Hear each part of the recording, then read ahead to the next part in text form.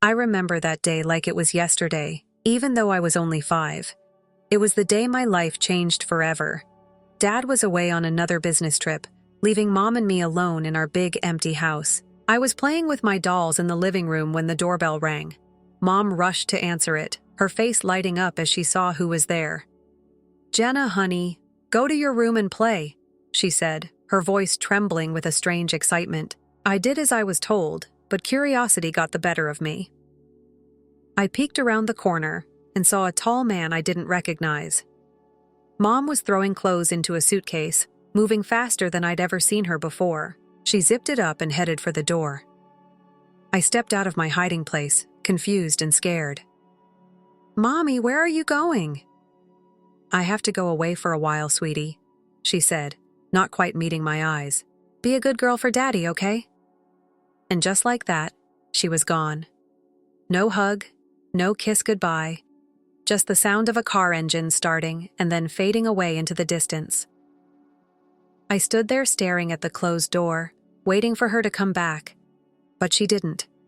The house felt bigger and emptier than ever before. As night fell, I grew more and more scared. I tried to turn on the lights, but I was too short to reach the switches. The darkness closed in around me and I started to cry. "Mommy? Daddy?" I called out over and over again, but no one came. I don't know how many days passed. I was hungry and thirsty, and the dark seemed to be alive, full of monsters waiting to grab me. I cried until I had no tears left, then huddled in a corner, shaking with fear. Finally, I heard voices outside. Our neighbor, Mrs. Johnson, was talking to someone. "I've been hearing a child crying for days," she was saying. "I'm worried something might have happened."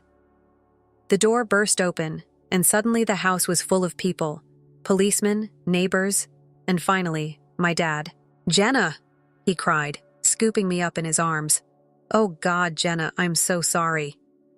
I clung to him, sobbing with relief. Over his shoulder, I saw a policeman holding a piece of paper. "Mr. Anderson," he said gravely, "I think you should read this." Dad set me down gently and took the note. As he read it, his face crumpled. He looked older suddenly, like he'd aged years in just a few moments. "She's gone," he whispered.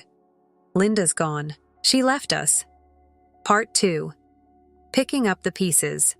The next few weeks were a blur. Dad took time off work to stay with me. We had lots of visitors, relatives, friends, and a nice lady who Dad said was a child psychologist. "Jenna has been through a traumatic experience," the psychologist explained to Dad. "It's normal for her to have some fears and anxieties after what happened." And boy, did I have fears. I couldn't sleep without a light on. The dark terrified me, and I panicked whenever Dad had to leave, afraid he wouldn't come back either. The fear never really went away. It became a part of me, as much a part of my identity as my brown hair or green eyes. Jenna Anderson, the girl whose mother left her, the girl afraid of the dark, the girl always worried about being abandoned. As the days turned into weeks and weeks into months, life settled into a new normal. Dad and I became a team of 2, figuring out how to navigate this new world without Mom.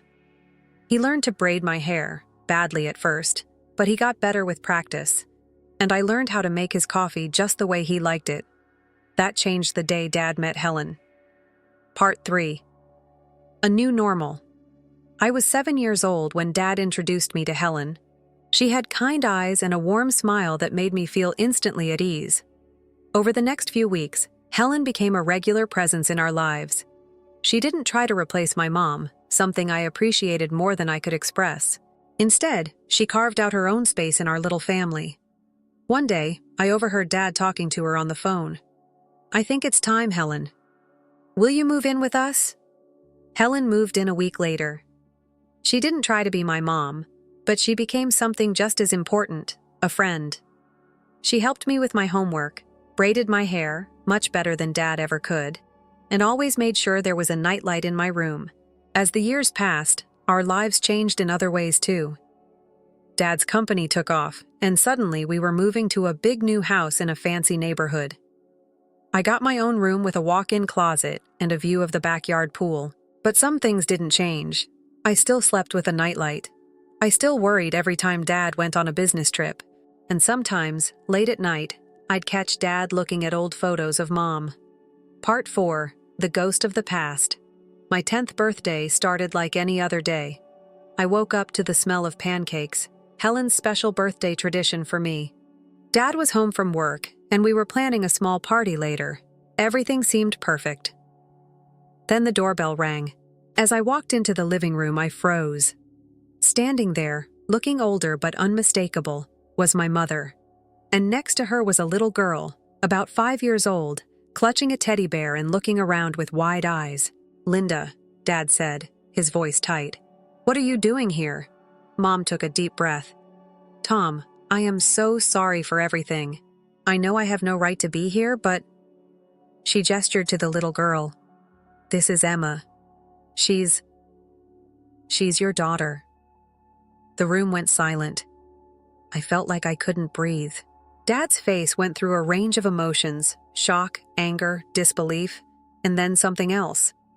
"My daughter," he repeated. Mom nodded. "I was pregnant when I left. I didn't know then, I swear, Tom. I've made so many mistakes. I'm not asking you to forgive me, but Emma, she deserves to know her father." I watched as Dad knelt down to the little girl's level. "Hi, Emma," he said softly. I'm your dad." Emma looked up at him shyly. "Hi," she whispered. As Dad talked to Emma, I noticed Helen standing in the doorway, her face pale. She turned and walked away quickly. I wanted to follow her, but I felt rooted to the spot. The next few hours were a blur. There were lots of adult conversations I wasn't supposed to hear, raised voices, tears. I hid in my room, hugging my knees to my chest and trying to make sense of it all. Later that evening, Dad came to talk to me. "Jenna," he said, sitting on the edge of my bed, "I know this is a lot to take in. Your mom, she's made some big mistakes. But Emma, she's innocent in all this. She's your sister. I've decided to give your mom another chance, for Emma's sake." The next day, I watched from my window as Helen packed her car. She looked up and saw me watching, with tears in her eyes. She waved goodbye. I waved back, feeling like a part of me was leaving with her.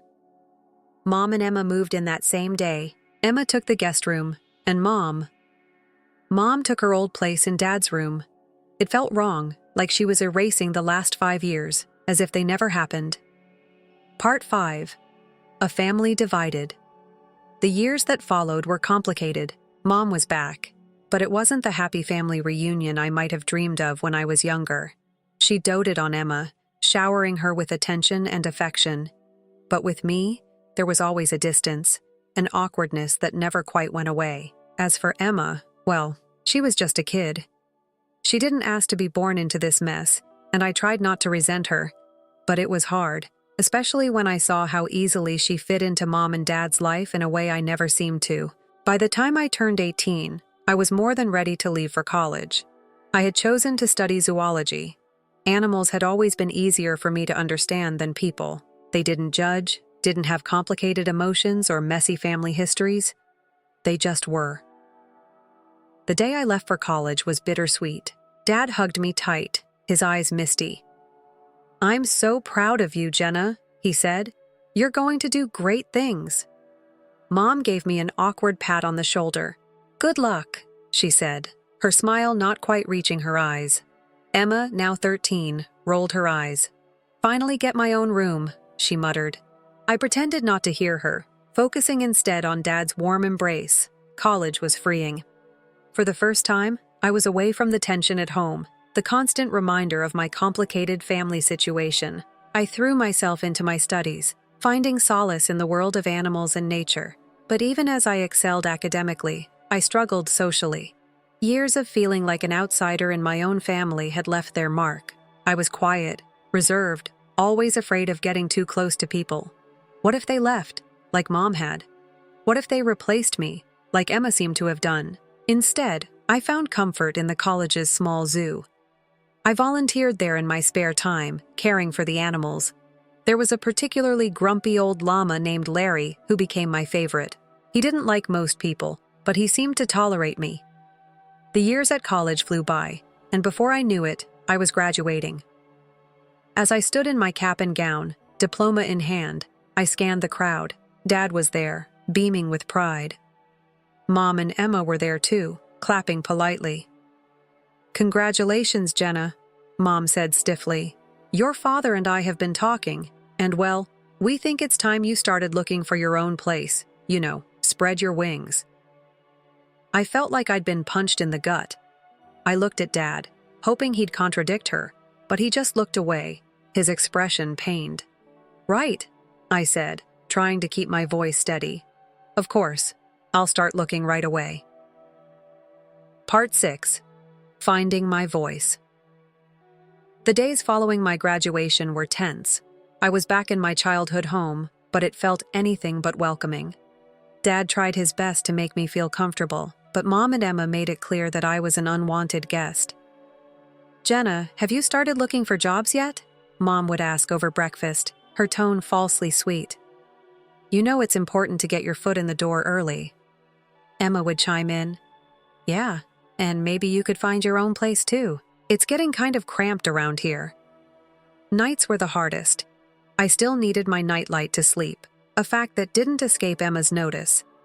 One evening, as I was getting ready for bed, she barged into my room.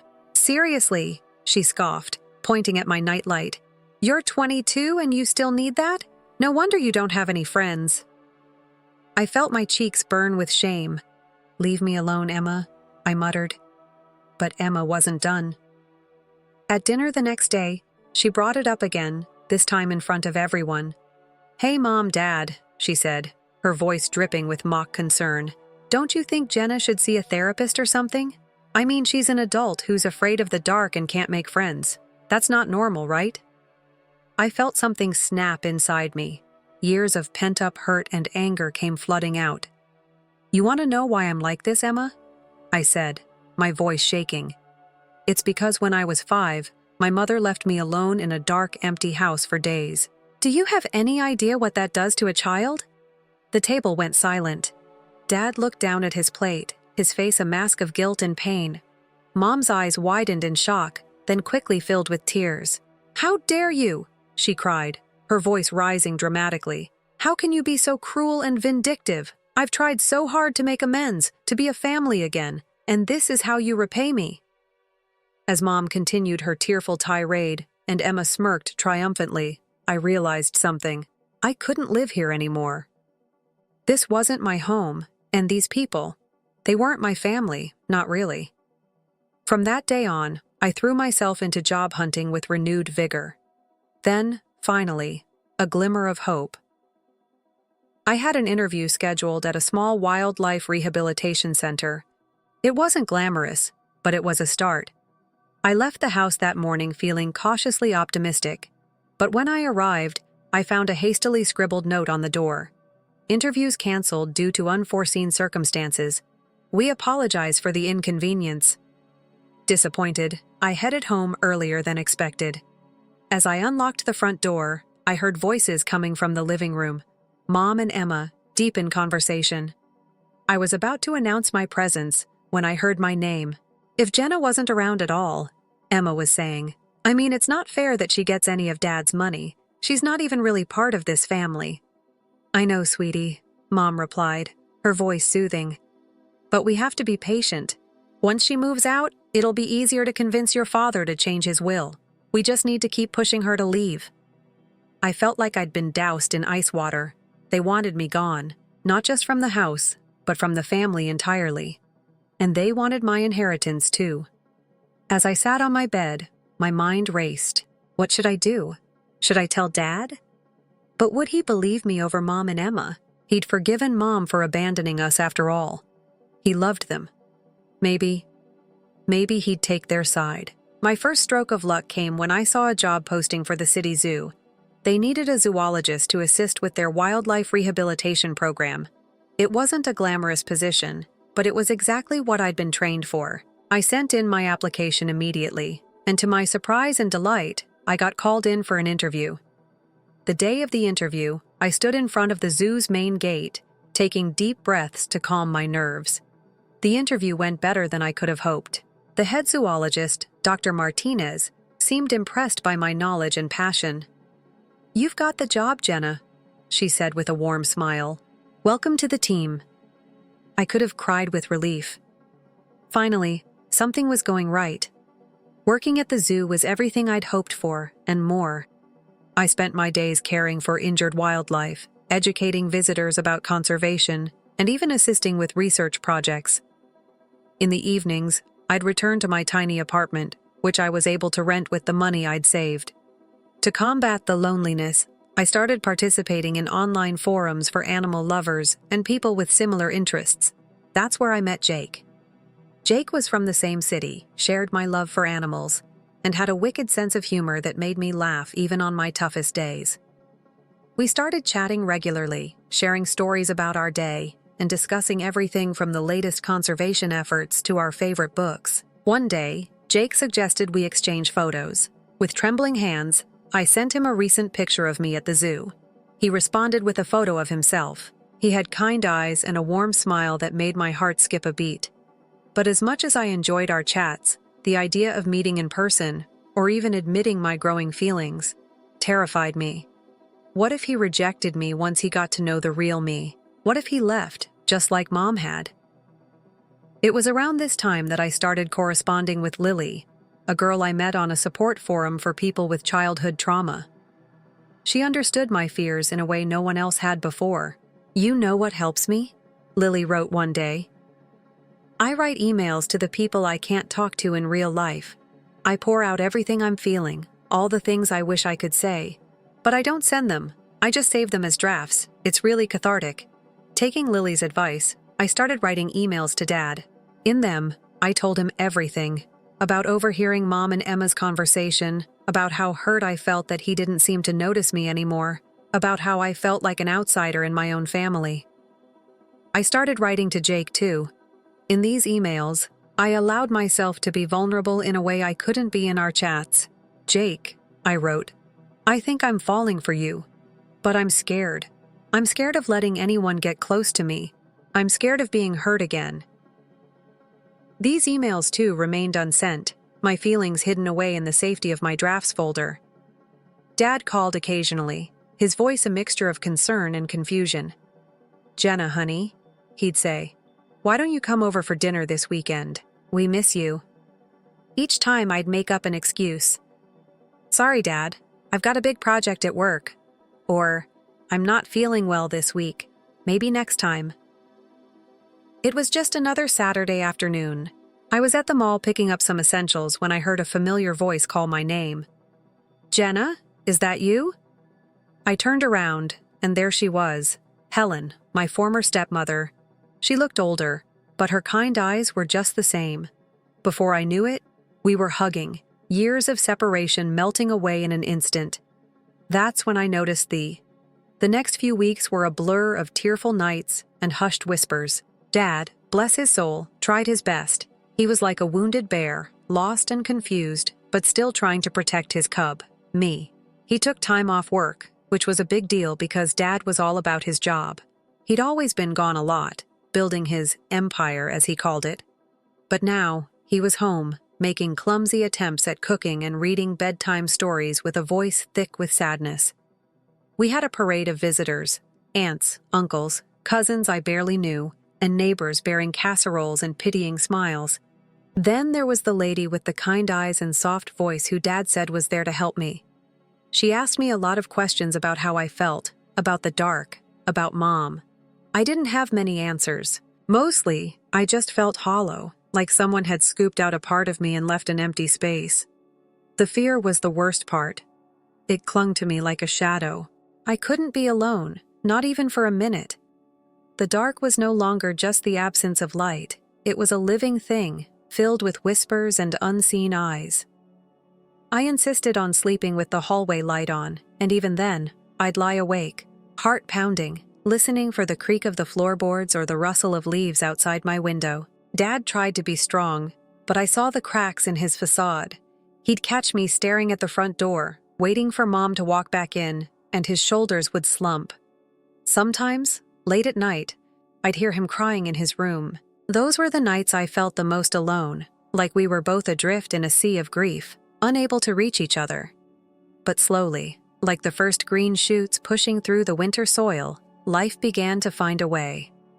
Dad and I, we became a tribe of two. He learned to braid my hair, his big, clumsy fingers fumbling with the strands. I learned to make his coffee, just the way he liked it, strong and black, like his mood most days. We found a rhythm, a way to exist in the silence left by Mom's absence. Then came Helen. She was a ray of sunshine in our gray world. Dad brought her home one day, and I remember being struck by her smile. It wasn't a dazzling, perfect smile, but it was warm and genuine, like a hug for your soul. Helen didn't try to be my mom. She didn't try to fill the void. She simply was, kind, patient, and always there with a listening ear and a gentle touch. She helped me with my homework, taught me how to bake cookies, and chased away the monsters in the dark with her calm presence. She never made me feel like I had to be someone I wasn't, and for that I was eternally grateful. One evening, I overheard Dad talking to Helen on the phone. "I think it's time," he said, his voice thick with emotion. "Will you move in with us?" And just like that, our little tribe grew by one. Helen wasn't my mom, but she became something just as precious, a friend, a confidant, a safe harbor in the storm. With Helen in our lives, the sharp edges of grief began to soften. Laughter, once a rare visitor in our home, became a more frequent guest. Helen had a way of finding joy in the simplest things. A blooming flower, a shared meal, a silly joke.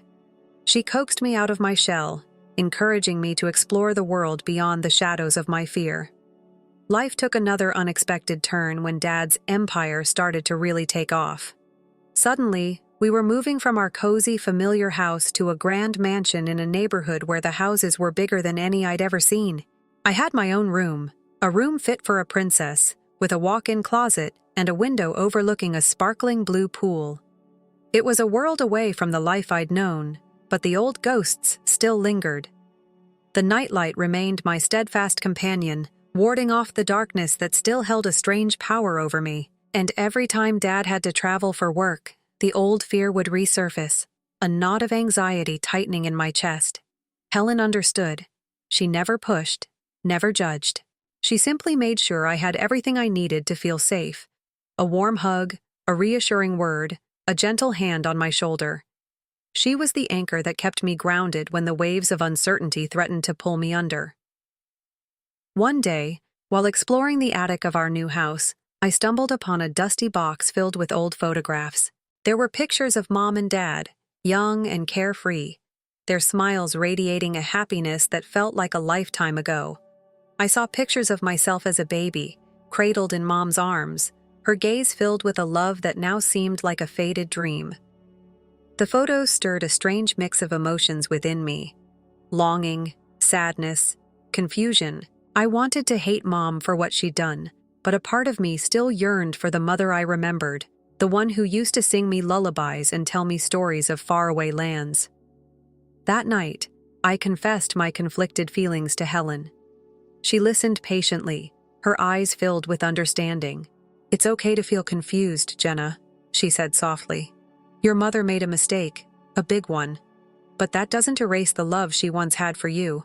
And it doesn't mean you can't still love her in your own way." Her words were like a balm to my wounded spirit. They gave me permission to embrace the complexity of my emotions, to acknowledge the love and the hurt, the anger and the longing, all swirling within me. As the years passed, I grew older, taller, stronger, but the past remained a part of me, a hidden scar that ached on occasion. I learned to live with it, to carry it with me like a secret burden. But I also learned to embrace the present, to cherish the love and support that surrounded me, to find joy in the beauty of the world around me. And then, on my 10th birthday, the past came crashing back into my life, shattering the fragile peace I had built.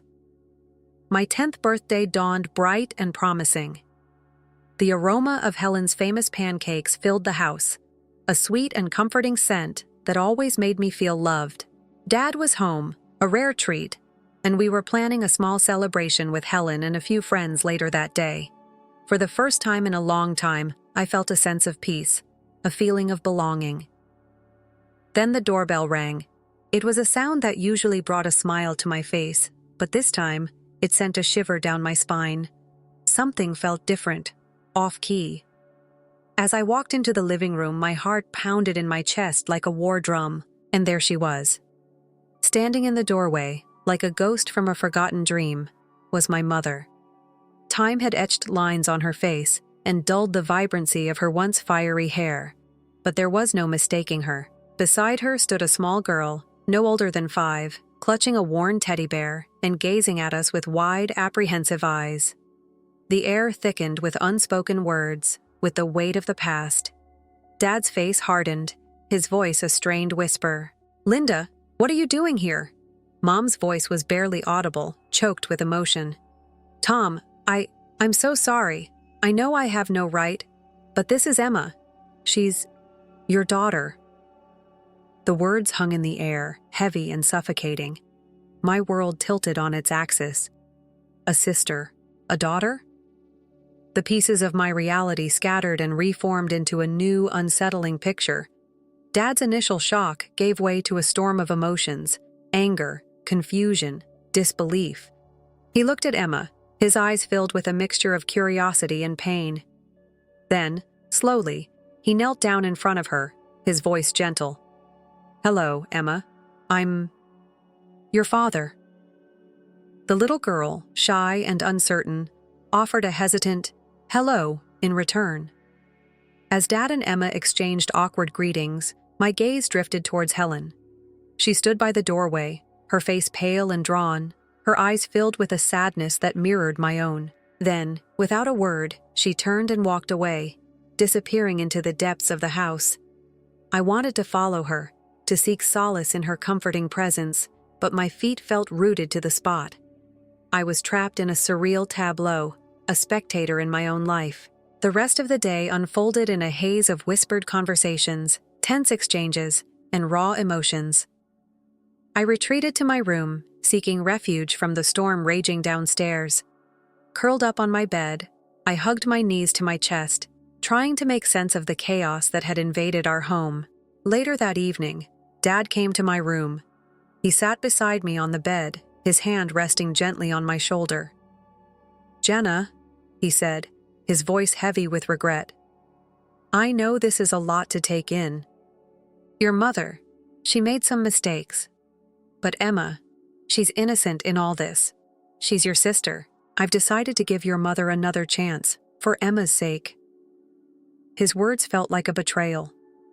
After all these years, after all the pain and uncertainty, he was welcoming Mom back into our lives, as if the past could be erased with a simple apology. And what about me?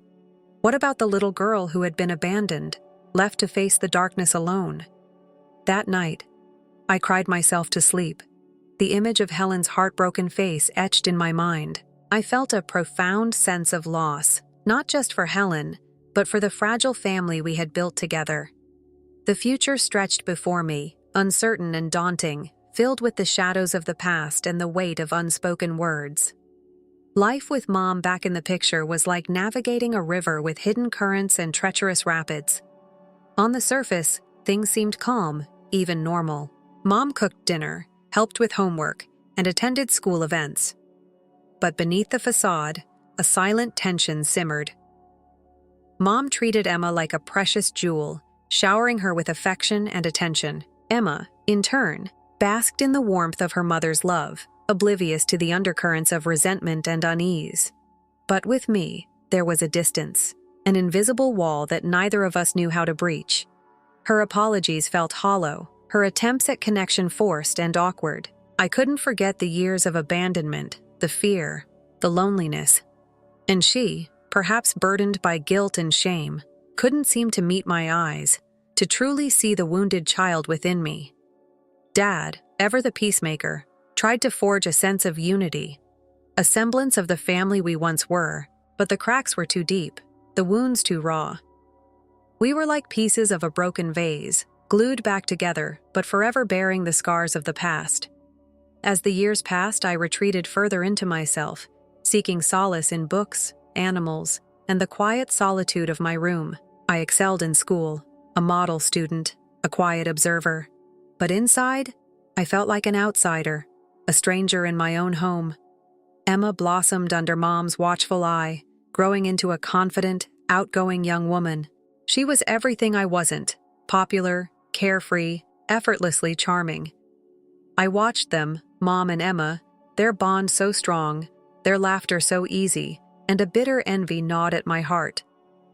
When I turned 18, college beckoned like a lifeline. I chose to study zoology, drawn to the world of animals, where emotions were simpler, where loyalty and instinct reigned supreme. Leaving for college was both a liberation and a heartbreak.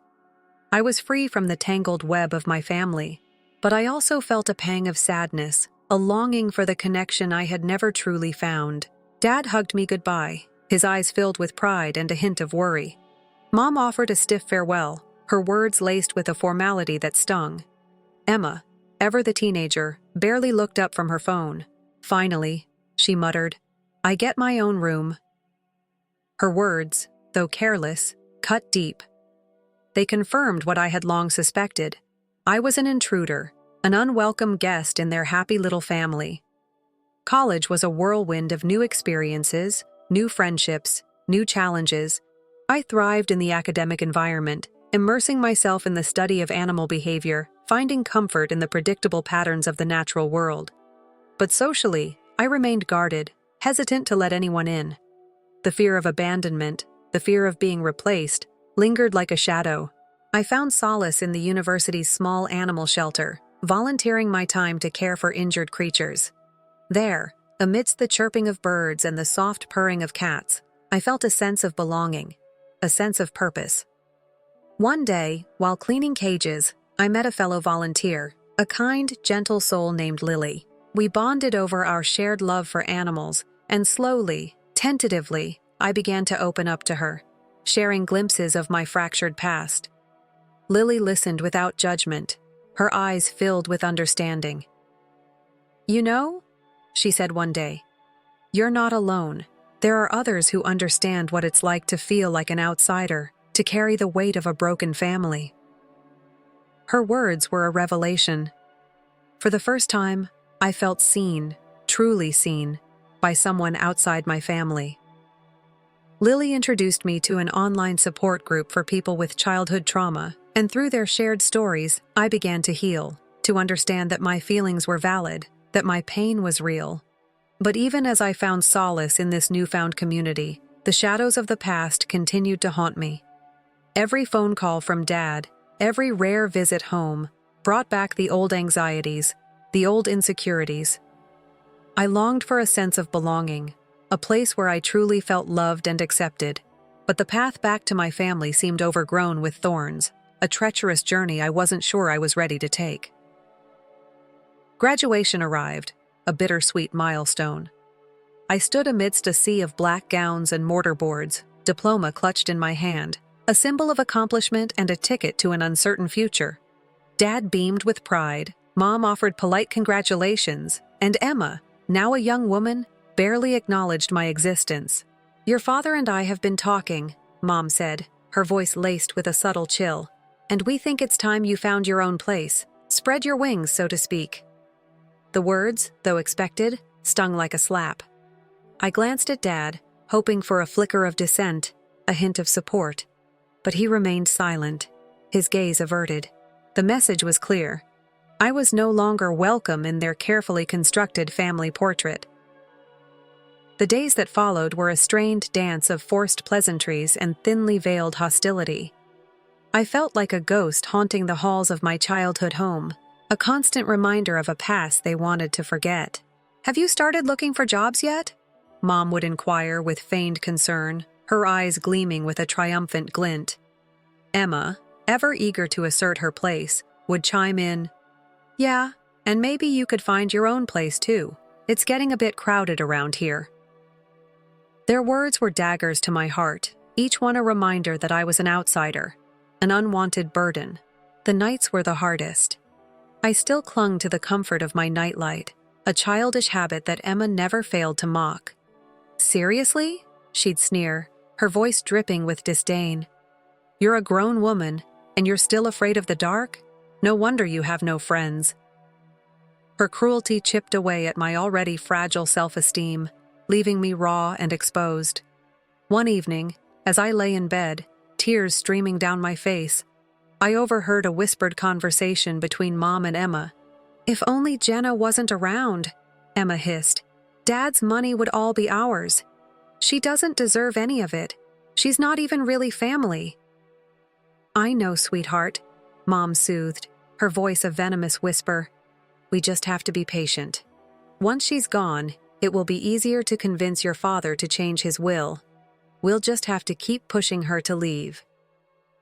Their words were like a thunderclap, shattering any lingering illusions I had about belonging. They wanted me gone, not just from the house, but from their lives entirely, and they were willing to steal my inheritance to ensure it. A fierce anger ignited within me, a burning ember of defiance. I would not be their victim. I would not let them erase me. I would fight for my place, for my future, for the truth. With renewed determination, I threw myself into the job hunt. A glimmer of hope appeared in the form of an interview at a small wildlife rehabilitation center. But fate, it seemed, had other plans. When I arrived for the interview, a hastily scribbled note on the door announced its cancellation. Dejected, I returned home earlier than expected. As I entered the house, I heard Mom and Emma's voices rising from the living room. Curiosity and a growing sense of dread compelled me to eavesdrop. "I told you it was a mistake to let her come back," Emma was saying, her voice shrill with frustration. "She's ruining everything." "Don't worry, darling," Mom reassured her. "We'll get rid of her. Once she's out of the way, we can finally have the life we deserve." Their words confirmed my worst fears. They were plotting against me, weaving a web of deceit to steal my birthright. I felt a surge of nausea, a wave of betrayal so profound it threatened to consume me. But amidst the despair, a spark of defiance flickered. I would not let them win. I would expose their lies, reclaim my place, and find my own path to happiness. The next day, I saw a job posting for a zoologist at the city zoo. It was a long shot, but I applied with a fervor born of desperation and determination. To my surprise, I was called for an interview. The interview went better than I could have imagined. The head zoologist, Dr. Martinez, was impressed by my passion and knowledge. "You've got the job, Jenna," she said with a warm smile. "Welcome to the team." Relief washed over me. A wave of gratitude and hope. Finally, a door had opened, a path forward. Working at the zoo was a balm to my soul. Surrounded by animals, I felt a sense of peace and belonging that had eluded me for so long. I dedicated myself to my work, finding solace in the care of injured creatures and the education of curious visitors. In the evenings, I sought connection in online forums, finding kinship with fellow animal lovers and those who shared similar experiences of childhood trauma. It was there that I met Jake, a kind, witty soul who shared my passion for wildlife and made me laugh for the first time in years. We exchanged messages, sharing stories, dreams, and fears. A tentative friendship blossomed, a fragile bud of hope in the barren landscape of my heart. One day, Jake suggested we exchange photos. Hesitantly, I sent him a picture. He responded with a photo of himself, a kind face with warm eyes and a genuine smile. My heart skipped a beat, but fear held me back. What if he knew the real me, the broken, insecure girl hiding behind the carefully constructed facade? What if he rejected me, abandoned me like everyone else? I confided my anxieties to Lily, my friend from the online support group. "I'm scared," I confessed. "Scared of letting anyone in, scared of getting hurt again." Lily, wise beyond her years, offered a suggestion. "Write him an email," she said. "Tell him everything you're feeling. Don't send it, just write it. Sometimes, just getting it out of your head can help." I took her advice, pouring my heart into unsent emails to Jake and Dad. I confessed my fears, my insecurities, my longing for connection and acceptance. The act of writing was cathartic, a release of pent-up emotions that had been festering for years. One afternoon, while running errands, I bumped into Helen. Years had passed, but her warmth and kindness remained unchanged. we embraced like long-lost friends, the years of separation melting away. Over coffee, she shared her story, the life she had built after leaving our family. She was now raising her young nephew, Mike, after the tragic death of her sister. A wave of affection washed over me. Helen, despite the hurt she had endured, had found a way to create a loving family of her own. We began meeting regularly, sharing meals, stories, and laughter. One evening, Helen asked me to watch Mike while she attended a meeting. Mike, a curious and energetic boy, stumbled upon my unsent emails. "Jenna," he said, his eyes wide with concern. "I think I did something bad. I sent all your emails." My heart sank, my deepest fears, my most vulnerable confessions, laid bare before the very people I had been trying to protect myself from. Days turned into sleepless nights, each one filled with anxiety and dread. Then, one morning, my phone rang. It was Dad. "Jenna," he said, his voice grave. "We need to talk." We met at a small cafe near my old high school. Dad looked older, his face etched with worry and regret. "I read your emails," he said, his voice heavy with emotion. "I had no idea you were feeling this way." Tears welled up in my eyes. Shame, anger, and a deep longing for his understanding warred within me. "Jenna," he said, reaching across the table to take my hand, "I love you more than anything. I'm so sorry I made you feel like you weren't important. That was never my intention." We talked for hours, a torrent of words and emotions unleashed after years of silence. I told him about the overheard conversations, the betrayal, the pain of feeling like an outsider in my own family. He listened, truly listened, his eyes filled with remorse and a dawning realization. "I need some time to process all this," he said finally, "but we're going to figure this out. You and me, I promise." As I watched him walk away, a flicker of hope ignited within me.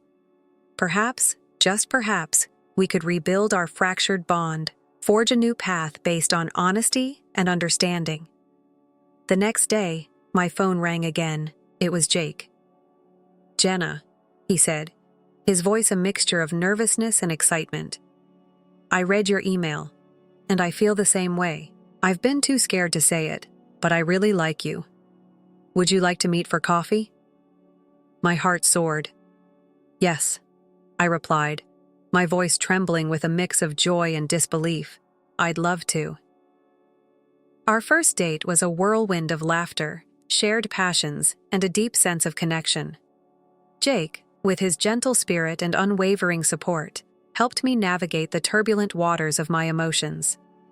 As the leaves turned golden and the air grew crisp, Dad called with an invitation to Thanksgiving dinner. "It's important to me that you're there," he said, his voice filled with a newfound resolve. I arrived at the familiar house with a mix of trepidation and hope. Mom and Emma greeted me with forced smiles, their eyes cold and calculating. Dad, however, seemed different, his demeanor calm but determined. As we sat down to dinner, a tense silence hung in the air. Then, Dad cleared his throat. "Before we begin," he said, his voice steady, "there's something we need to discuss." He reached for a thick manila folder, his hands trembling slightly. "Linda, Emma, I've known for a while that something wasn't right, so I did some investigating." He pulled out a series of documents, bank statements, photographs, a DNA test result. One by one, he laid them on the table, each one a piece of evidence in a carefully constructed case against Mom and Emma. Mom's face paled, her carefully crafted facade crumbling. Emma stared at the documents, her eyes wide with shock and disbelief. "Linda," Dad continued, his voice unwavering, "I'm filing for divorce, and I'm afraid I'll have to ask both you and Emma to leave this house." Mom erupted in a fury of denials and accusations, but Dad remained steadfast. He had uncovered their lies, their deceit, their attempts to manipulate and steal. In the days that followed, Mom and Emma packed their belongings and left, their dreams of wealth and control shattered. Dad and I were left to pick up the pieces, to rebuild our lives, our relationship, our family. We started with honesty, with open communication, with a willingness to acknowledge the pain of the past and forge a new path forward. We had weekly dinners, long conversations, shared laughter. We even planned a father-daughter road trip, a journey of rediscovery and reconnection. One day, over coffee, Dad confessed that he had reconnected with Helen. "I've been thinking a lot about the past," he said, his eyes filled with remorse. "About the mistakes I made. I reached out to Helen to apologize." A smile spread across my face. "That's wonderful, Dad," I said, genuinely happy for him. "Helen is an amazing woman." As for me, my relationship with Jake blossomed. He was patient, understanding, and supportive, helping me navigate the lingering anxieties and insecurities that haunted me. With his encouragement, I even began therapy, a journey of self-discovery and healing. Life, it seemed, had finally come full circle. The wounds of the past were slowly healing, replaced by the balm of love, forgiveness, and a newfound sense of belonging. The whispers in the wind had carried the seeds of truth, and from those seeds, a stronger, more authentic family had bloomed. Story 2. I'm Tessa, and I've been employed in Europe for the past year or so. For me, it's been a positive shift, a new beginning, new people, and new experiences. I left my parents and my younger sister Janet behind when I returned home. To be honest, though, we weren't exactly a close-knit family. If you can call it that, Janet and I have this strange relationship. Since she is 8 years younger than I am, we have always been in separate phases of life. She was still playing with dolls when I was coping with the drama of high school. I had already graduated from college and was concentrating on my job by the time she reached adolescence. We essentially lived in separate universes, only coming into contact on holidays and for family dinners. We no longer communicate much other than to wish each other a happy birthday and a Merry Christmas before we go overseas. Back home, I lived in a lovely apartment that had formerly belonged to my grandmother. The way that happened is amusing. I got an excellent career in finance after graduation and started earning a respectable salary. After working for 3 years, I made the decision to buy my own home instead of continuing to rent. My parents then brought up the flat my grandmother had bequeathed to my mother in her will. During supper one evening, Mom informed me that we have been renting it out. "However, we may sell it to you if you're interested. It appeared more ideal the more I about it." I was intimately familiar with that apartment. Grandma's amazing chocolate chip cookies, the warm kitchen, and all the Sunday afternoons spent visiting her and helping her water her favorite plants on the balcony. The location was excellent, and the pricing was reasonable. I thus purchased it, gave them $120,000, and moved in for the following 3 years. Then the European chance presented itself. Better pay, the opportunity to travel, and new challenges were too wonderful to refuse. Of course, I retained the flat. Since it was my first significant investment, I reasoned that I could always return to it later or rent it out. Janet's name appeared on my phone while I was browsing through some business emails at my desk at my apartment in Brussels. In fact, I took a second look. It seems like an eternity had passed since we had a genuine chat. I merely looked at the screen for a while, wondering if something was amiss. "Hi there," I said, attempting not to seem surprised. "Tessa." "Hello." Janet sounded happy, which was puzzling and comforting at the same time. "How are you? How are things at work? Do you have a partner?" The inquiries arrived. Fast-paced, as though we were close sisters who frequently checked in on one another. I explained my work to her, said I was single but concentrating on my profession, and that I wasn't sure when I would return home. Janet remarked, "That's actually perfect," and I could hear the joy on her face. "I recently enrolled in college. Did your parents tell you?" "No," I said. "They didn't mention it." Nor had we spoken much in a while. "Yes, I did. And you know what? My parents agreed to let me reside in your apartment while I'm a college student. Isn't it fantastic? I won't have to pay for transportation because it's only 2 blocks from college. Additionally, it will be a tremendous assistance because I won't have to pay rent." I took a deep breath and tightened my grasp on my phone as I tried to comprehend what I had just heard. Janet's nonchalant announcement of her intention to move into my apartment made my fury boil. I made an effort to speak steadily. Wait a minute, Janet. I interrupted her eager preparation. You cannot simply decide to move in. I should have been the first to question you about this. Didn't your parents ask you? Janet sounded really perplexed. Why? It was okay, according to Mom and Dad. I repressed my mounting annoyance by pinching the bridge of my nose. Because it is my permission, not theirs, that you require. Just because they stated so doesn't mean you can move in. However, they stated that they didn't care what they said. I yelled, then instantly felt bad about my tone. I spoke a little softer. I know you're trying to sort out your living situation, Janet, but this isn't going to work. Janet spoke again after a pause on the other end of the telephone. The tone of her voice was the same frustratingly serene one our mother adopted when she believed she was acting rationally. Why not? I don't see. Europe is where you are. Just sitting there empty is the apartment. It's not just sitting there. I corrected her. What occurs when I make the decision to return home? I might come back from Europe at any moment. Where am I expected to reside? My jaw tightened as Janet gave a little laugh. Come on, Tessa. At work, you earn a lot of money. You can simply rent a different location if you return. You can afford it, after all. I sat in stunned silence for a moment, stunned by her suggestion that I should rent another apartment while she lived my apartment for free. The belief that I should simply give her my house because I had a good job. It was unthinkable. No, I said firmly. I called out. Not at all. If you want to live there for free, I won't rent you another place. Janet, this isn't happening. It's Mom and Dad. What my parents say doesn't matter to me. I almost yelled. No, is the response. Without awaiting her answer, I ended the call. I placed it on my desk with trembling hands. I tried to divert my attention with work for the next few hours, but I was unable to concentrate. I kept thinking about the conversation I had with Janet. It wasn't over, I knew. In our family, nothing ever ended with just one conversation.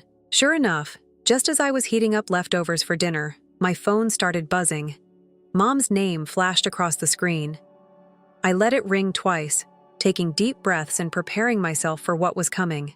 Finally, I answered, "Hello, Tessa." My mother's voice had that particular tone. I knew all too well, the one that meant I was in trouble, like I was still a teenager who'd broken curfew. We need to talk about what happened with Janet. I moved to my couch, abandoning my dinner. Yeah, I guess we do. I don't understand why you're being so difficult about this. She started in. You shouldn't treat your sister like this. She's family. It's just for a little while she's in college. Nothing terrible will happen if Janet stays in the apartment. I ran my fingers through my hair, fighting to keep my voice level. Mom, I can't just let her move in there. What happens when she doesn't want to leave? I'm not going to end up fighting with my sister to get her out of my apartment. Oh, don't be dramatic, Mom scoffed. That won't happen. You don't know that, I countered. Besides, why can't you guys help her rent her own place? Why does it have to be my apartment? There was a slight pause before Mom answered. We've already spent all our money on Janet's college tuition. We can't afford to pay rent. On top of that. I stood up and started pacing my living room. Well, I don't want her living there. Who knows what could happen to the place? And besides, I'm renting it out right now. I'm getting income from that apartment. If Janet moves in, I'll be the one paying the bills while she lives there for free. Well, I could hear her trying to think of a response unless I added, You and Dad want to pay me rent for Janet to live there. The silence on the other end of the line was deafening. Then my mother's voice came back, sharp and angry. I can't believe how brazen and selfish you're being, demanding rent from your own sister. What's gone into you? Selfish. Now, I was the one becoming irritated. How is it selfish to want to maintain my own apartment? The flat that I bought with my own money. What did you forget? That I paid you and Dad $120,000 for it. That has nothing to do with. It has everything to do with this. I was virtually yelling. Right now, I didn't receive this flat for free. I bought it with my money, my hard-earned money. The line fell silent the next week, dragging by in total stillness. No calls from Mom. Janet didn't leave any messages. Nothing. I tried to ignore the knot in my gut that was becoming worse every day as I poured myself into my job. I jumped every time my phone buzzed. However, it was never them. My phone began vibrating in my pocket when I was in the middle of a presentation at work. Whoever it was phoned 3 more times during my lunch break, but I chose to ignore it. At last, I made sure it was out. Sarah. Mom. Sister. Despite our lack of intimacy, Mom had always been the voice of reason in family conflicts. Tessa. Over the telephone, her voice was recognizable. How are things in your family? Your mother didn't seem like herself when I spoke with her just now. With a groan, I shut the door to my office. It's a mess. Sarah, too. I told the entire narrative over the course of the following 20 minutes. Mom's response, Janet's call, everything. Sarah made just faint acknowledging noises as she listened without interjecting. When I was done, she remarked, I see. Have you made another attempt to speak with Janet? Calmly. It sounds as though there may be a miscommunication here. What might possibly be misinterpreted? Slumping in my chair, I asked, For Janet, they want my flat. That's it, honey. Sarah's voice was forceful but compassionate. Things aren't always as easy as they appear. Give your sister a call. Video. To view each other's faces, give her a call. Make an effort to comprehend her perspective and ensure that she is aware of yours as well. Something about her tone made me change my mind, even if I wanted to protest. Perhaps she was correct. After work that night, we might need to make amends. I inhaled deeply before starting a video chat with Janet. She responded almost instantly, which surprised me. Her normally tidy hair was pulled back in an untidy ponytail, and she seemed exhausted. Hello, I remarked, attempting to seem neutral. Can we have a conversation? Janet nodded, her face reserved. Something has to make sense to me. I got begun. Why do you insist on residing in this specific apartment? Why not rent a home of your own? Janet's expression grew a little sterner. Why should I choose another place to rent when my parents agreed to let me remain in their apartment? You spent 4 years there. It's my time now. It was all right, they said. It seemed as if someone had hit me. They're flat. Yes. Janet raised her chin and replied, The apartment of Mom and Dad.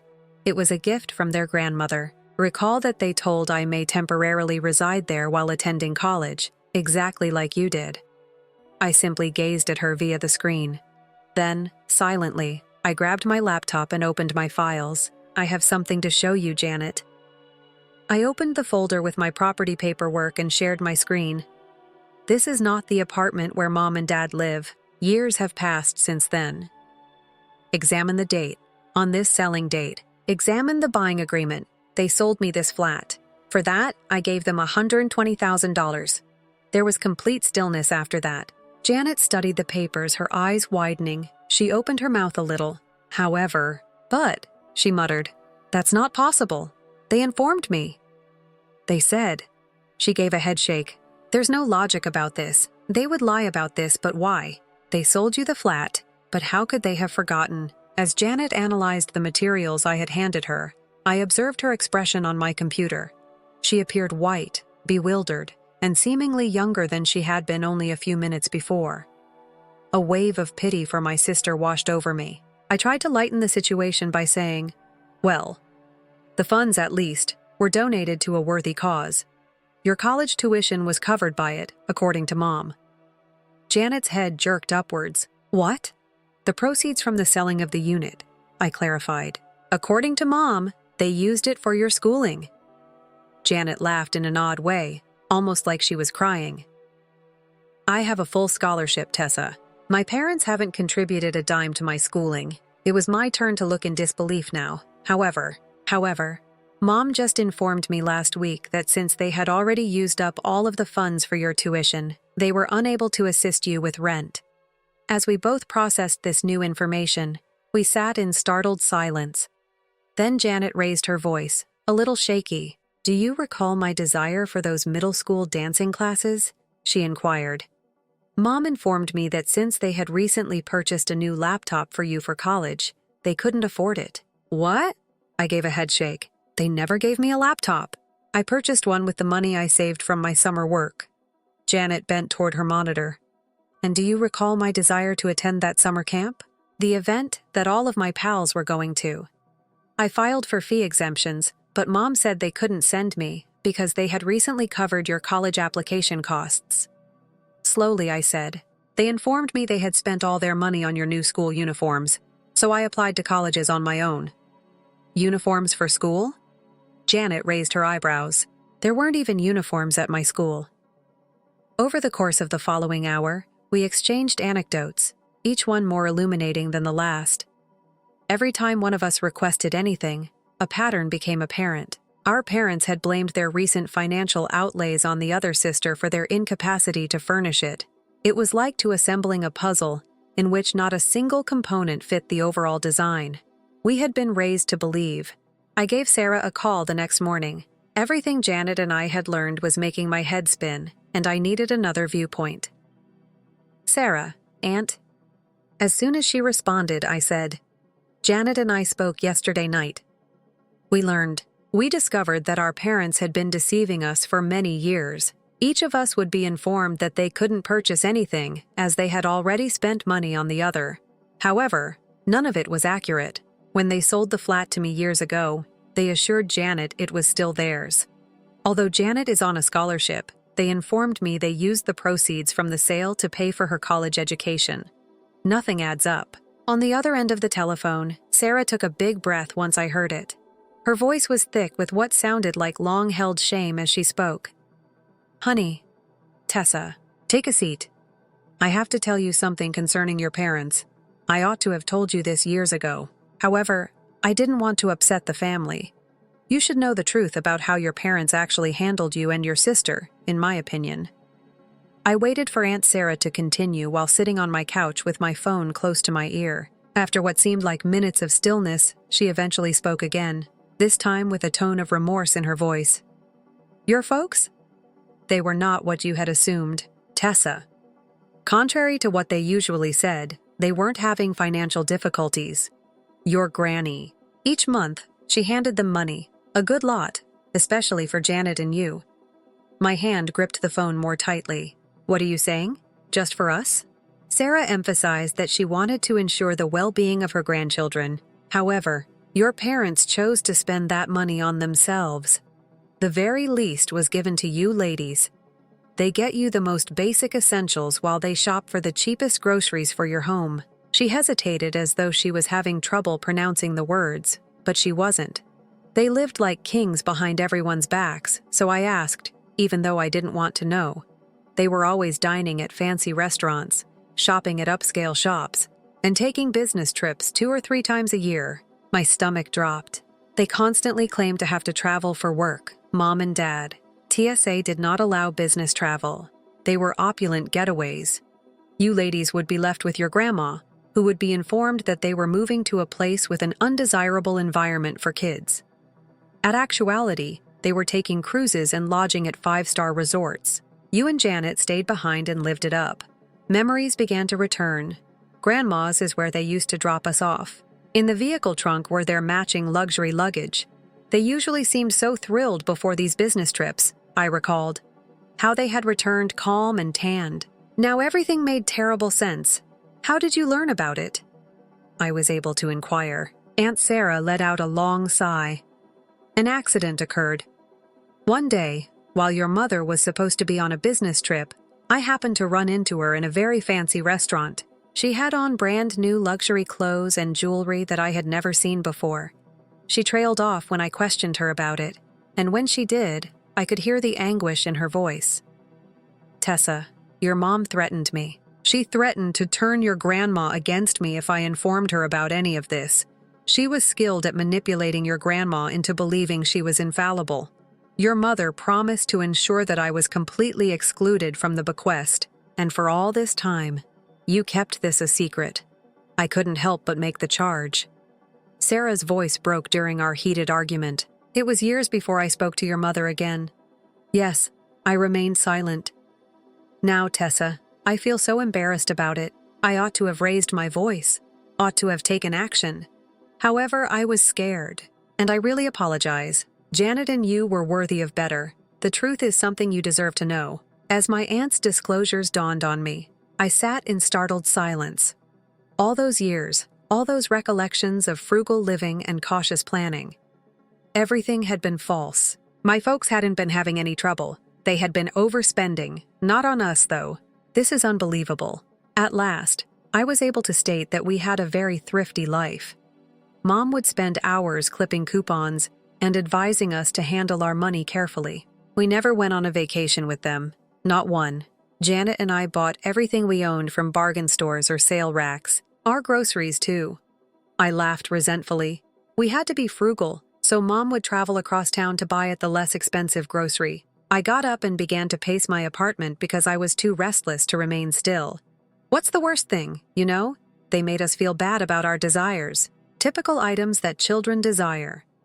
If we requested new clothes or wanted to go on field trips, they would give us a lecture about being materialistic. Sarah and Tessa got started, but I was unable to stop at this point, as well as college. God, I'm so mad right now over the college situation. You know what they used to tell me when I was a child?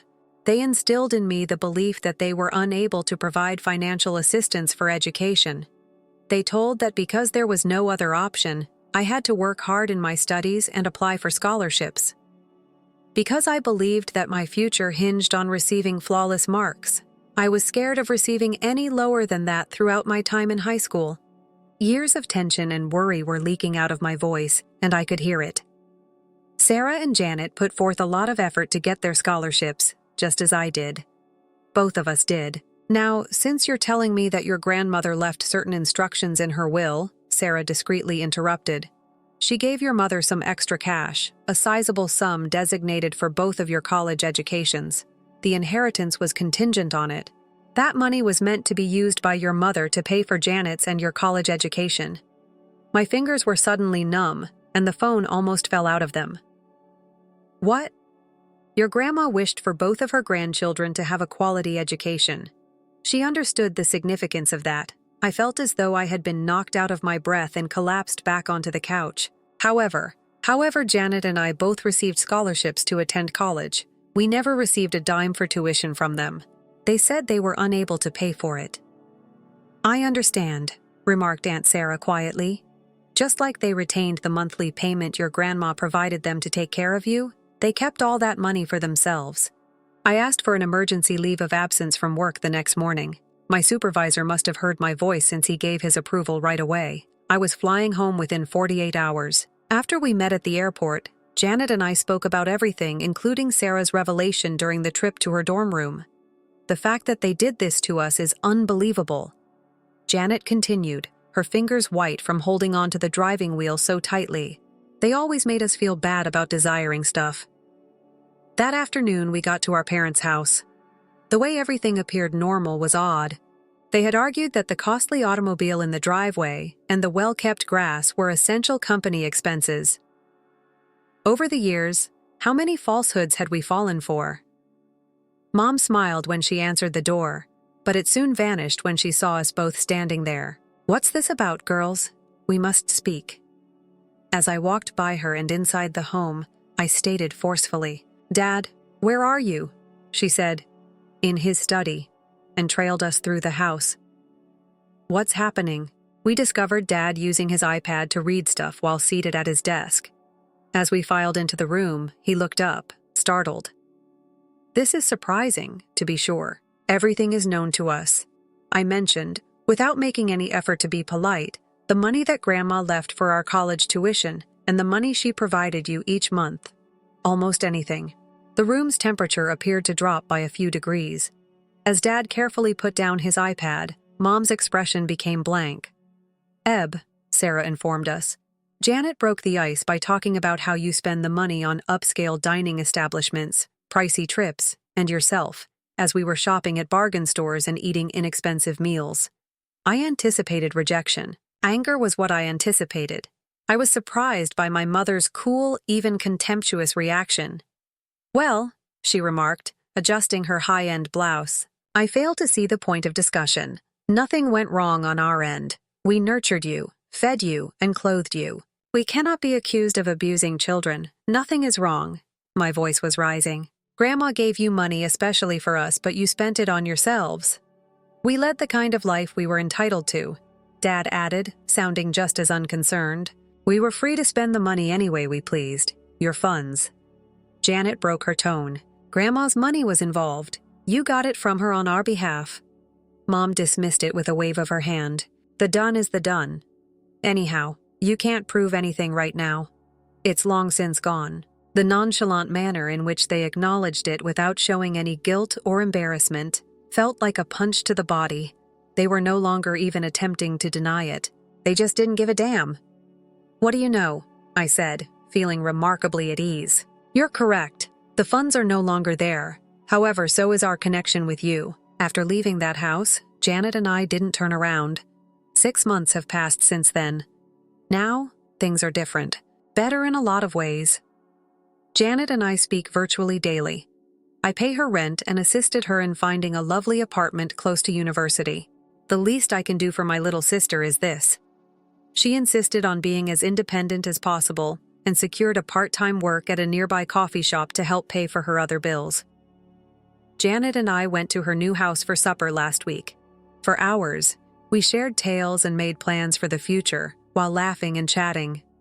Our parents may have taken our money, but they unintentionally gave us something priceless in exchange, I realized as I looked at her across the table. They used falsehoods to attempt to keep us away, but in the end, they brought us closer than ever. Story 3. Since I was a little child, I have been the family's odd man out. My name is Robin. I just wanted to sketch. I would draw characters in my sketchbook for hours on end. Animals, supernatural beings, superheroes, you name it. I committed what my family referred to as the worst mistake of my life after high school, just as everyone else was leaving for college. I took 3D modeling classes instead of college. I can vividly picture my mother's expression when I informed her. She simply stood in our kitchen, holding a dish towel, and stared at me as if I had gone crazy. Are you saying that you won't be attending college? Her voice rose as she asked. Jessica, your sister, attended college. She now has a legitimate career. Yes. My ideal elder sister, Jessica, completed all tasks in accordance with our parents' office work and college degree. Tom's wife, immediately upon graduating, the entire bundle. I attempted to educate them about YouTube and how video creators like animators might earn a life. I genuinely believed that I could make it work because I had become rather proficient with my tablet and animation software. YouTube. One night over supper, Dad sneered. Robin, that's not a genuine job. You will always reside with us, at this pace. The worst thing was that they were somewhat correct at first. Almost none of my early animations were viewed. I had change in my pocket, if so. She would always bring it up when Jessica and Tom came home for Sunday supper. One evening, she smirked as she browsed through her phone and said, Oh my God, Robin, have you looked at the feedback left on your most recent video? These folks are barbaric. Leaning forward, Tom examined her screen. They're actually tearing it to pieces. Perhaps you're not into animation. Robin, I could see how much fun they were having. Jessica grinned a little. The way she would capture her mother's attention, and they would exchange knowing glances. Even Dad would mutter something about wasting time on cartoons while shaking his head. When will you be able to find a regular job? At least once a week, Mom would ask. You can't stay in your little fantasy world indefinitely. The problem with me, though, is that I'm obstinate. I threw myself into getting better rather than giving up. I looked at channels that were successful and evaluated what worked and what didn't. I totally changed the way I animated, gave my characters more life, and improved the narrative. Although it took some time for the change to occur, things gradually began to improve. 10 subscribers grew to 100. 100 turned into 1,000. Jessica would roll her eyes and bring up her most recent promotion or something whenever I reached a significant milestone. 3 years flew by like a time-lapse animation. My channel had grown beyond anything I could have imagined when I first started. The money was rolling in steadily now: sponsorship deals, merchandise, animation, contracts. Every month my bank account grew bigger, but I kept quiet about it. Let them think I was still struggling. I decided to drop the bomb during one of our regular family dinners. Jessica and Tom were there as usual. Mom had made her signature lasagna, and everyone was picking at their food while discussing Jessica's latest work, promotion. "I have an announcement," I said, setting down my fork. "I'm moving out next week. I've rented an apartment." The silence that followed was beautiful. Jessica choked a bit on her wine. "You what?" she sputtered, exchanging looks with Tom. "Where did you get money? For an apartment? Dad, are you paying for this?" I took a slow sip of water, enjoying the moment. "Actually, my channel is doing quite well. Well enough that I could rent a house if I wanted to." Mom dropped her fork. The clatter striking the plate was almost as loud as the stillness that followed. "How much money are we talking about here?" Jessica demanded, her voice fierce. "There's no way you're making that much from YouTube." I merely smiled and shrugged. Enough. They harassed me with questions all during dinner, trying to get me to give precise statistics, but I kept my mouth shut. The next morning, I moved into my new apartment. It wasn't enormous, but it was mine. Well rented, but still mine. No more critical stares over breakfast. No more snarky comments about my small pastime. I put myself into work even harder after that. I had the ideal setting in my new flat. A dedicated animation studio equipped with everything I required. My stories improved, my approach changed, and my subscriber count continued to rise. I was able to purchase anywhere I wanted for the first time in my life, and the money continued to come in. I recall my first appearance at my parents' place for supper, complete with a real leather purse and fancy clothes. Jessica's eyes almost burst from her skull. Throughout dinner, she continued to stare at my purse, presumably attempting to determine whether it was genuine. "Is that a Gucci?" Attempting to seem informal but failing badly, she eventually inquired. "Perhaps," I said, putting my water glass over my smile. Things began to change at that point. At first, it started with minor issues. Mom said in passing that the refrigerator was making odd noises and might need to be replaced, and Dad mentioned that the water bill was higher than normal. This year, property taxes increased. One evening, Dad uttered something that I now know to be his voice begging for money. Keeping up with all the bills is becoming more difficult. There at the dinner table, I wrote them a check. Why not? I could afford it. I felt wonderful when I saw the relief on their faces, as if I was at last demonstrating my value to them. It was becoming a common occurrence. It was time to pay the utilities. I would manage it. The roof required maintenance. No issue. Brand new appliances. "Tell me where I may transfer the money, please." I was earning enough to pay for their bills and saving money for a home of my own. It's strange how life may change the course of events. When I starting off with animation, Jessica's idyllic existence was beginning to fall apart. When she became pregnant with her first child, Tom's pay suddenly stopped being so outstanding. The first time I realized something was off was at a family meal. Jessica's pricey jewelry was gone, and department store labels had taken the place of her designer clothing. She moved her food about her plate, hardly touching anything. Tom discussed the growing cost of rent during this time. As she bounced her cranky infant on her knee, Jessica said, "Everything is so expensive now. Diapers, formula, clothing. They outgrow everything so quickly." She was examining my watch when I saw it. I treated myself to a small indulgence in celebration of reaching 5 million members. The previous Jessica would have remarked sarcastically about it. Rather, she simply appeared worn out. I set up a recurring monthly transfer to her account that evening after logging into my banking app. Just enough to ease the pain, but not a lot. At first, I didn't let her know it was from me, but she quickly found it out. When she phoned me about it, she said, "You don't have to do this." I could hear the relief in her voice, even though she was trying to seem proud. "I'd like to," I said. "Isn't that the purpose of sisters?" I made the decision to advance my business when I was 26. When I was alone myself, working from home was nice, but I had more ambitious ideas. I leased a whole floor of a downtown office building, windows from floor to ceiling, contemporary furnishings. The process. Subsequently, I began employing outstanding artists who shared my goal for producing incredible material. "You now own your own business." When I informed them about it, Mom inquired, "Like an actual office, complete with staff and all?" "Yes," I grinned. "An entire group of animators. We have a number of fascinating initiatives underway." My success continued to grow. I purchased a lovely apartment for myself in one of those upscale high-rises, complete with a doorman.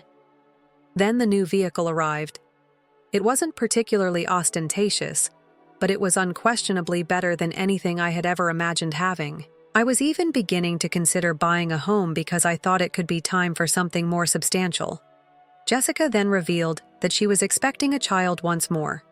When she informed us over dinner, she made an effort to appear excited, but I could see the concern in her eyes. Tom was performing contract work that hardly paid their current costs after losing his job a month ago. Jessica whispered after supper that we might have to relocate to a smaller flat. When the dishes were being done, with another kid on the way, I didn't even think twice about the landlord upping the rent again. Don't stress over the rent. I'll talk about it. I suddenly found myself liable for my sister's rent. The sister who used to make fun of my small drawings now resided in an apartment that was funded by them. After that, she ceased making disparaging remarks about my professional decisions. It's incredible how money can alter people's viewpoints. We have resumed having Saturday family dinners on a regular basis. Every weekend, Jessica, Tom, and their children are waiting for me when I drive over to my parents' house. The cuisine was consistently delicious.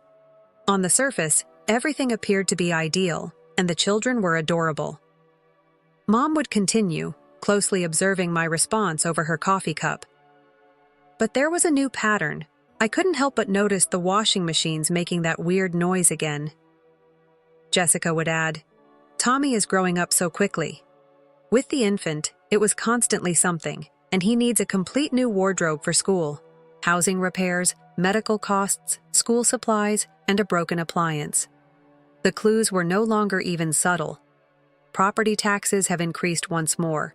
On one Saturday, Dad talked about shoving his mashed potatoes about his plate. Before winter arrives, the roof truly has to be fixed. Every time, I said yes.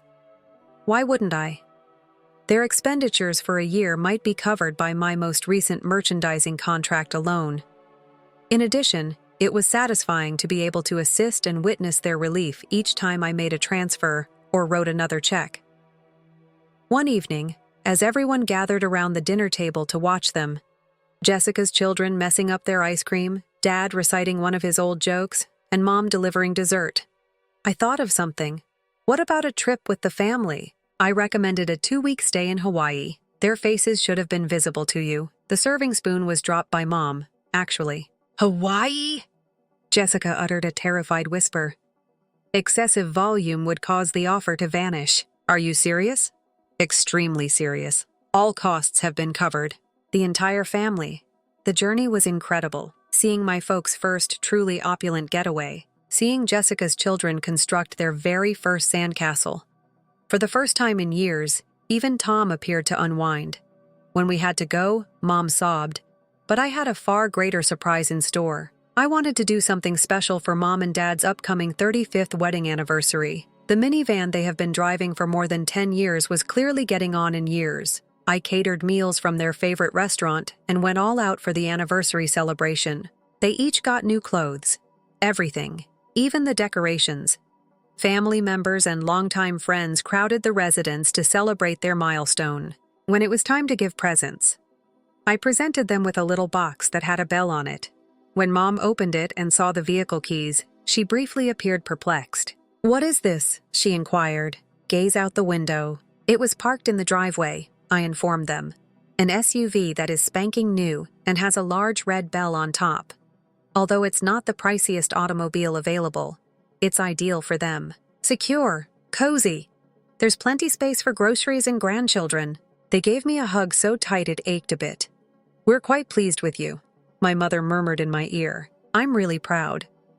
In retrospect, I should have recognized a strange look in their faces when they stated it. However, I was too content with the situation and too glad to be able to support my family. Too blind to see the true situation. 2 weeks after the anniversary party, it was a calm Saturday morning. Eager to test drive their new vehicle, Mom and Dad had gone shopping in it. I wanted to spend some time alone at my childhood home, so I remained behind. I strolled inside my dad's office, where I used to sit at his large wood desk for hours on end completing schoolwork. I thought I'd provide a hand while I had some spare time, because Mom had been talking about sorting all the old family pictures and papers that were stacked in the corner. It felt similar to going back in time. Elementary school report cards, letters of acceptance to college for Jessica, old family vacation pictures, and birthday cards we created as children. A particularly bad sketch I had made of our family when I was 4 years old made me grin. Stick figures with heads that are outrageously out of proportion. I saw the manila envelope at that point. Among the faded photo albums and yellowed papers, it was a striking sight. Clean, fresh, official appearance. Unlike the other documents, it was not worn. The paper's edges were still crisp, and it was still firm. I opened it, even though I shouldn't have. A legal document, dated only a few days after the anniversary celebration, was inside. Last Will and Testament was the heading. As I read it, my hand began to shake, and the legalese flashed before my eyes until I came across the crucial passage. All property and assets will be given to Jessica Martin, our daughter. I went back and read it. There was no sign of my name. Nowhere. Everything. I have been contributing to the cost of the house. I had just handed them the automobile. It was all going to Jessica. In my palms, the paper shuddered. I was feeling nauseous. It had nothing to do with the land or the money. I had plenty of my own, for heaven's sake. That was its meaning. All of those embraces, all of those smiles. We're quite pleased with you, if it had all been a performance. Until I heard it, time seemed to halt. The slamming of a car door, followed by footsteps and voices coming toward the home. I heard my mother giggling about something as the front door opened. "Robin!" she yelled. "We've returned." "You're where?" With the envelope still in hand, I gently got up and made my way to the living room. Before they noticed me and what I was holding, they were both grinning and talking about their vacation while carrying shopping bags. The luggage fell to the ground. Mom's face turned completely white. Dad appeared to have seen a ghost. Is there anyone who could explain this? Despite the tempest roaring within of me, I questioned my boy, who was remarkably stable. I watched their reactions as I held up the envelope. Mom was the first to recover. "We were going to let you know when I inquired, either before or after you gave Jessica all of your information." Dad moved ahead in an attempt to mediate the conflict. "It's not what you think, Robin." "Really?" I interrupt him because I think it's quite obvious. Mom's entire attitude shifted at that point. She launched an assault as her expression stiffened. "You have no right to go through our confidential documents." Her voice rose to the harsh tone I recalled from my childhood as she yelled, "Reprimands! Who are you, in your opinion, snooping around in your dad's workplace?" Even to my own ears, the chuckle I gave seemed empty. "I've been paying for private documents in the house. The residents whose utilities I pay each month. Those confidential documents." Dad cleared his throat. "Robin, be sensible. You've already achieved success. You own your own flat and your own money. Jessica, you don't need this as much as she does." Unable to believe what I was hearing, I gazed at him. "Dad, that's not the point. You could leave everything to Jessica if you wanted to. However, you could have discussed it with me. Instead, as soon as I handed you a car, you left behind my back. Immediately after expressing your pride in me, we don't need to provide you an explanation." Mom exploded. "We are your parents. With our land, we are free to do as we like. Your land." I went over the property again, and I've begun paying the bills. "That property is what I've been paying. Hand me that envelope." Mom held out her hand and commanded, "And you should go, in my opinion. And until you get some respect, don't return." For a time, I stood there staring at these folks I believed to be familiar. My father couldn't look me in the eyes, and my mother was red-faced and furious. I carefully set the envelope down on the coffee table. "Don't lose it." Silently, I said, "Keep everything." Without saying another word, I left, got into my car, and headed to my apartment. My phone rang as I was just getting out of a hot shower and trying to take in all that had transpired. The name of Jessica appeared on the screen. "You dare!" Before I could even greet her, she yelled, "You have no right to attempt to take my inheritance. You already have a lot of money. Why do you require your parents' home? To God, you're quite avaricious. The house is not mine." Struggling to maintain a level voice, I said, "All I do is layer. I've always made you jealous." Guess what, though? Parents are aware of what's best. They also picked me. I'm actually paying your rent right now, Jessica. Well, let's get started. She let out a cry.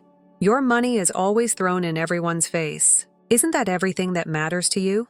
Money, money, money. I started to chuckle, a little too hysterically. Money is important to me. Me? It's impressive that you said it. You believe that simply because I hung up, you're that much superior to everyone else? I just threw my phone onto the couch and clicked the red button in the middle of my tirade. After that, I went to my window and let the silence of my flat envelope me as I gazed out at the city lights. Despite my trembling hands, I made myself inhale and exhale deeply. After that day, I immersed myself into my job. My group was outstanding. They just assisted me in directing all of my energy on our most recent assignment without inquiring about my emotional state. We were working on a unique series that would test the limits of our animation abilities. Then, on Friday afternoon, my mother's name, Robin, appeared on my phone. She spoke in a gentler tone than when we had last spoken. Tomorrow, we decided to host a family supper, a serious discussion. Jessica's car was parked in the driveway when I arrived at the house on Saturday night. Fantastic. Yes, the entire gang was present. Like a family court, Mom, Dad, Jessica, and Tom are gathered around the dining room table. Mom had prepared a pot roast, my fave. No one was eating, yet the home smelled. They all looked on as I sat down. The quiet seemed uneasy and weighty. Dad cleared his throat. We've decided on something, Robin. I waited, observing each of their faces individually. Jessica's grin was too obvious to conceal. Mom immediately said, "We're moving the house to Jessica's name." Before I could reply, our lawyer had already spoken with us. Jessica's face was sickeningly sweet as she leaned closer. You know, just to make sure you can't subsequently challenge the will? The interests of our family must be safeguarded. Preserve the interests of our family. The words tasted harsh in my lips as I carefully repeated them. I took another glance around the table. Really. I looked at my mother, who had shed happy tears when I gave them the automobile, and my father, who had embraced me and expressed his pride in me. At Tom, who hadn't been able to support his family and let me take the burden. At Jessica, who lived in an apartment that I paid for. All of a sudden, everything was extremely obvious. What have I just realized? I remarked as I got up and pushed my chair back. I've been a complete moron the entire time. I was not helping my family, even though I believed I was. An ATM was being fed by me. What are you discussing? Mom insisted. I'm referring to your perceptions of me, not as a sister or a daughter, as well as a practical source of income. Guess what, though? The automated teller machine is not open. Robin, Dad began, but I interrupted him. I'm done as of today. You can stop paying your bills. No more paying your rent, Jessica. No more transfers, no more gifts. Nothing. Do you want to use inheritance to play games? All right. However, you may use your own funds to do this. In a split second, Jessica's expression changed from arrogant to terrified. That is not possible. Observe me. Robin, Mom urged, her voice rising. Be reasonable. We are now your family. My voice was steady as I spoke. What you did is not what family does. Family doesn't stab you in the back with a smile on their face. Family doesn't treat you this way after taking you for granted. Immediately, they all began to shout. Mom is weeping. My father is yelling my name. Jessica yelling at me about my selfishness. Tom is attempting to discuss the children. I continued down the corridor despite their sounds following me.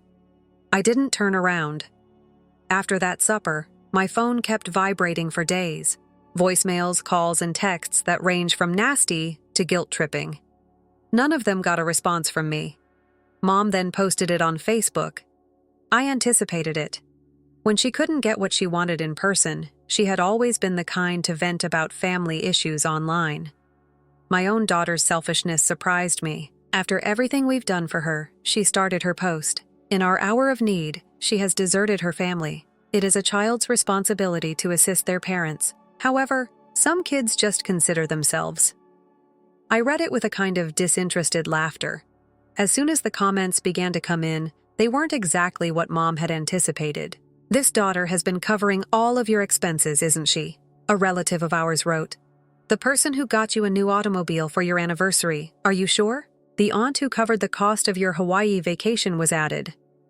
Another person added their voice.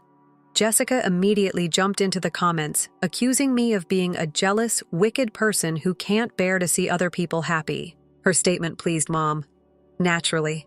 That was the last straw. I grabbed my phone and dialed the insurance provider that was handling the vehicle. The automobile was still registered in my name, and I had handed it to my parents. "Hello. My automobile needs to be reported for repossession," I remarked, my voice surprisingly steady. "Yes, the documents are right here. They worked effectively. That is what I'll offer them."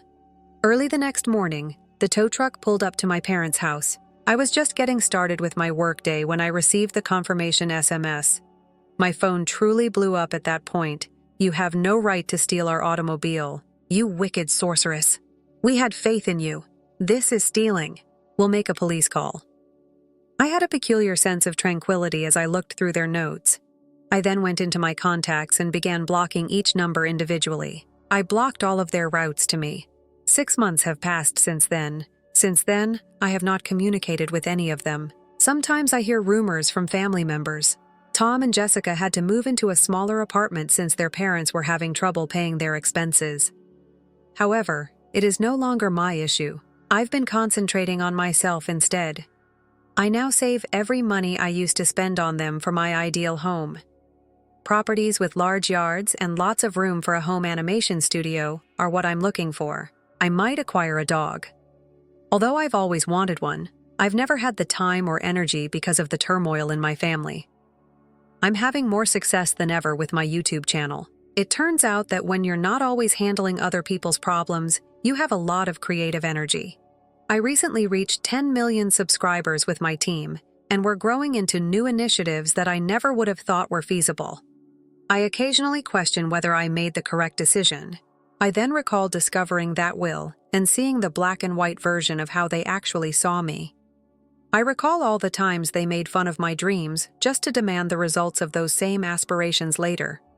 Because I shut off my family, some people might think I'm chilly. Here's the problem, though. Long before I stopped paying them money, they ceased to be family. They just chose not to inform me. That was something I had to discover for myself.